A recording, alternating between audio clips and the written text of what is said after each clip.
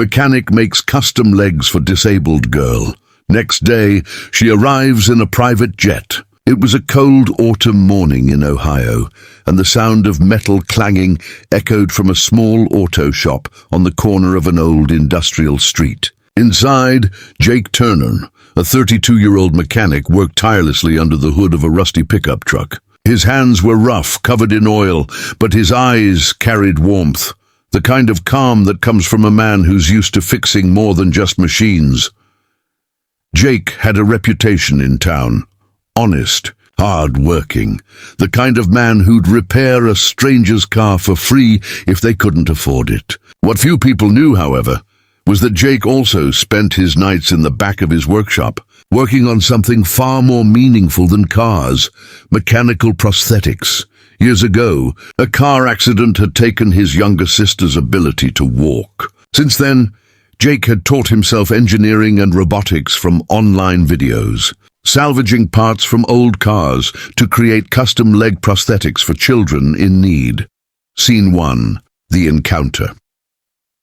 That morning, as Jake was cleaning his tools, the garage door creaked open. A middle-aged woman stepped inside, her coat worn, her eyes tired. Beside her was a little girl in a wheelchair, no older than 9. "Excuse me," the woman said softly. "Are you Mr. Turner?" Jake wiped his hands and nodded. "That's me. What can I do for you, ma'am?"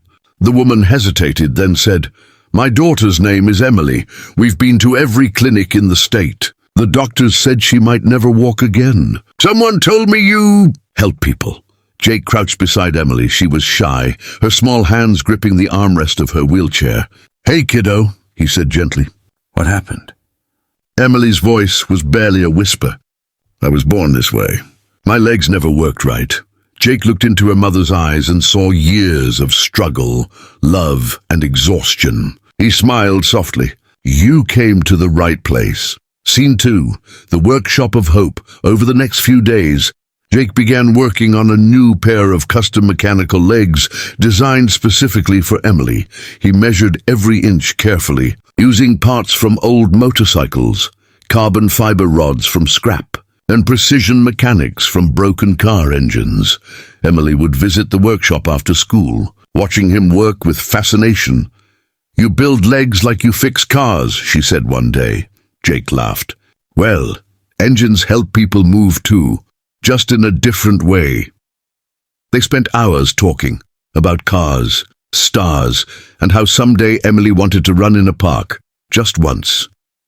Jake didn't promise her miracles, but he promised her effort. Scene 3, the first steps. 2 weeks later, the legs were ready. They weren't fancy, no chrome, no expensive circuits, but they were sturdy, flexible, and built with love.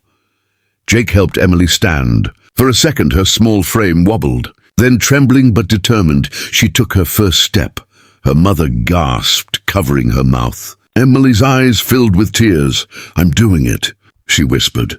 "I'm walking!" Jake stepped back, smiling proudly, as she took a few shaky steps toward her mother.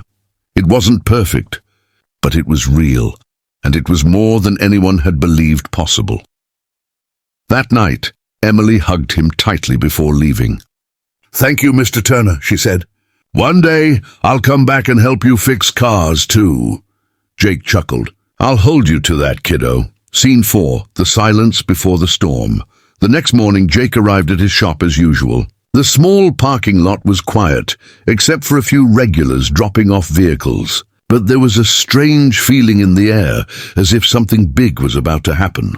By noon, a black limousine pulled up outside the garage, followed by 2 security SUVs. Jake froze. Men in suits stepped out, scanning the area like it was a government mission. Then the rear door opened.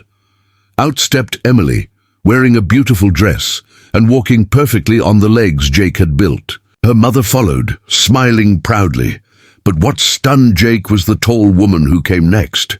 She looked powerful, elegant, and familiar. Margaret Steele, CEO of Steele Industries, one of the largest tech companies in the country.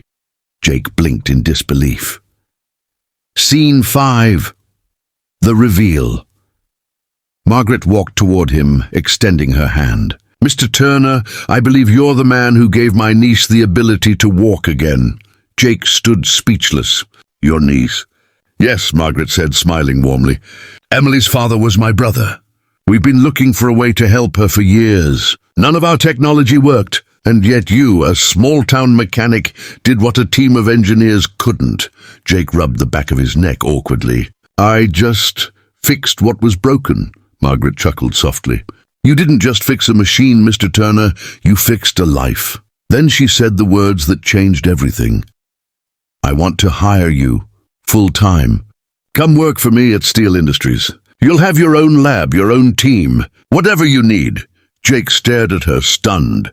Ma'am, I'm just a mechanic. Margaret smiled. No, Jake, you're a creator. Scene 6, the private jet. Later that afternoon, Margaret invited Jake to visit her headquarters in New York. We'll fly out in an hour, she said. Jake laughed nervously. Fly out? How? Margaret pointed to the sky. A sleek private jet descended onto the nearby airfield. Emily ran up to him, holding his hand. Come with us, Mr. Turner. We're gonna show everyone what you made. Jake looked around his little shop. The oil stains, the half-fixed engines, the walls that held years of memories. Then he looked at Emily, smiling so brightly that even the jet engines couldn't drown out her laughter. He nodded. All right, kiddo. Let's go make the world walk. Scene 7. The new beginning. Inside the private jet. Jake sat beside Emily as she pressed her face against the window, amazed by the clouds below. Margaret turned to him. You know, Jake, people like you are rare.